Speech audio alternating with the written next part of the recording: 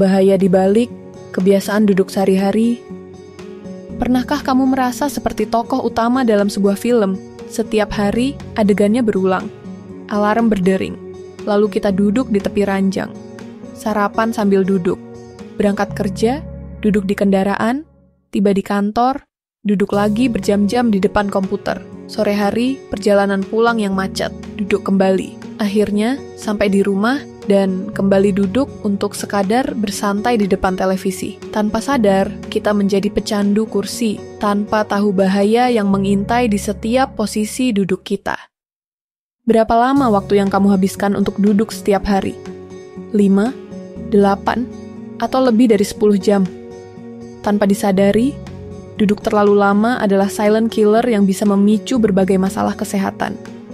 Di video ini, kita akan membahas bahayanya dan cara mengatasinya, karena di You Know Me So Well, kesehatanmu adalah prioritas.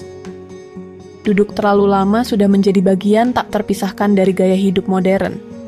Aktivitas gerak kita menjadi sangat terbatas, seolah-olah tubuh kita diprogram hanya untuk duduk dan duduk lagi. Rutinitas ini terus berlanjut tanpa kita memikirkan konsekuensi jangka panjangnya. Efek duduk terlalu lama bisa sangat merugikan kesehatan, terutama jika tidak diimbangi dengan pola makan yang sehat dan olahraga yang teratur. Pertanyaannya, apa saja risiko kesehatan yang mengintai akibat kebiasaan duduk terlalu lama ini? Mari kita telaah satu persatu. Frekuensi duduk yang berlebihan dapat mengganggu berbagai sistem tubuh. Beberapa contohnya adalah melemahnya otot, gangguan pada leher dan tulang belakang, masalah pada kaki, hingga penurunan kemampuan kognitif atau kemampuan otak. Pertama, meningkatkan risiko obesitas atau kegemukan. Duduk berjam-jam tanpa aktivitas fisik yang memadai dapat memicu peningkatan nafsu makan dan penurunan metabolisme tubuh. Akibatnya, kita cenderung mengonsumsi lebih banyak kalori, yang pada akhirnya menyebabkan penumpukan lemak dan peningkatan berat badan. Kondisi ini sangat berbahaya karena meningkatkan risiko obesitas atau kegemukan, baik pada anak-anak maupun orang dewasa. Obesitas sendiri merupakan faktor risiko utama untuk berbagai penyakit kronis, seperti diabetes tipe 2, penyakit jantung, dan beberapa jenis kanker, terlebih jika tidak mengimbanginya dengan olahraga teratur. Kedua, melemahnya otot. Melemahnya otot juga merupakan dampak negatif dari kebiasaan duduk terlalu lama. Aktivitas gerak seperti berdiri, berjalan, dan melakukan latihan fisik dapat membantu mengencangkan otot-otot tubuh, terutama otot perut dan punggung. Sebaliknya, saat kita duduk, otot-otot ini tidak banyak digunakan sehingga menjadi lemah dan kurang elastis. Mobilitas atau kemampuan gerak otot pinggang juga dapat berkurang akibat kekakuan yang disebabkan oleh duduk terlalu lama. Akibatnya, kita menjadi lebih rentan terhadap nyeri punggung dan masalah postur tubuh. Oleh karena itu, penting untuk menyadari intensitas duduk dan menyempatkan diri untuk bergerak secara teratur. Ketiga, gangguan leher dan tulang belakang. Duduk dalam posisi yang tidak ergonomis atau tidak benar dalam waktu yang lama dapat memberikan tekanan berlebihan pada leher dan tulang belakang. Posisi duduk yang membungkuk atau mencondongkan tubuh ke depan dapat memperburuk kondisi ini dan menyebabkan nyeri leher, sakit punggung, bahkan masalah tulang belakang yang lebih serius seperti saraf kejepit. Selain itu, duduk terlalu lama juga dapat menyebabkan perubahan struktural pada tulang belakang, seperti degenerasi cakram intervertebralis atau penyempitan ruang antar tulang belakang. Oleh karena itu, penting untuk menjaga postur tubuh yang baik saat duduk dan melakukan peregangan secara teratur untuk mengurangi ketegangan pada leher dan tulang belakang. Keempat, gangguan kaki. Duduk terlalu lama dapat menghambat sirkulasi darah di kaki. Posisi duduk yang statis atau tidak berubah-ubah dalam waktu yang lama dapat menyebabkan darah mengumpul di sekitar pergelangan kaki, yang pada akhirnya menyebabkan pembengkakan, varises, dan bahkan peningkatan risiko terbentuknya gumpalan darah yang berbahaya.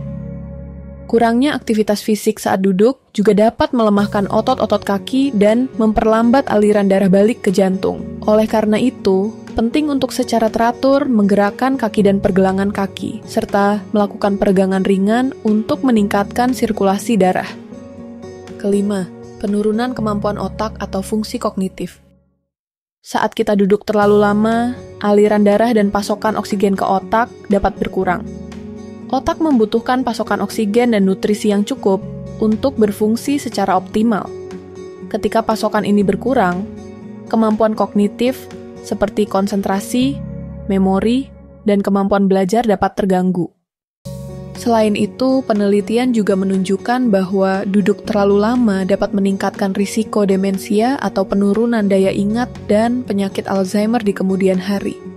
Oleh karena itu, penting untuk menyelingi aktivitas duduk dengan gerakan aktif dan latihan yang merangsang otak.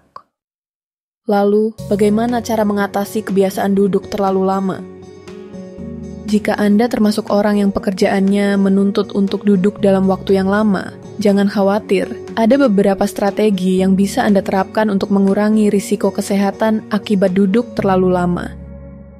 Pertama, biasakan diri untuk melakukan gerakan atau aktivitas fisik ringan secara teratur di sela-sela pekerjaan Anda.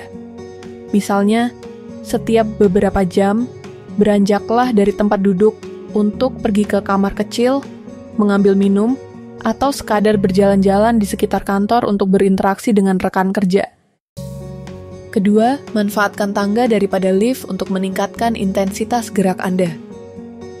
Ketiga, lakukan peregangan tubuh setiap 2 hingga 3 jam sekali selama 5 hingga 10 menit untuk meregangkan otot-otot yang tegang. Keempat, pertimbangkan untuk menggunakan meja berdiri atau standing desk untuk mengurangi waktu duduk Anda. Kelima, atur pengingat di ponsel Anda untuk mengingatkan Anda agar berdiri dan bergerak setiap 30 menit sekali.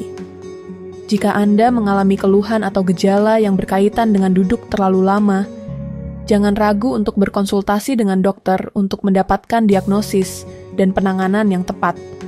Dokter dapat membantu Anda mengidentifikasi faktor risiko dan memberikan saran yang sesuai dengan kondisi kesehatan Anda.